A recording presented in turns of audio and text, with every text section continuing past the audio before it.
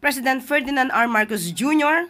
has directed the Department of Budget and Management and the newly appointed Secretary of the Department of Public Works and Highway to conduct a sweeping review of the DPWH budget under the proposed 2026 National Expenditure Program.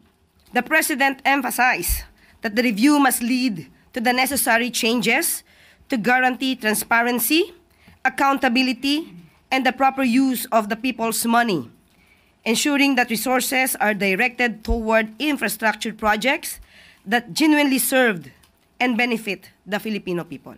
Nagsimula pa lang ang laban at mahaba pa ang ating tatahakin. Umaasa ako na kasama namin kayo sa bawat hakbang, sa pagsusuri sa mga proyekto, sa pagsasaliwanag sa mga nakakukubli na kadliliman. Kaya't hinihikayat ko kayo, paglingkuran natin ng buong katapatan ng sambayanan.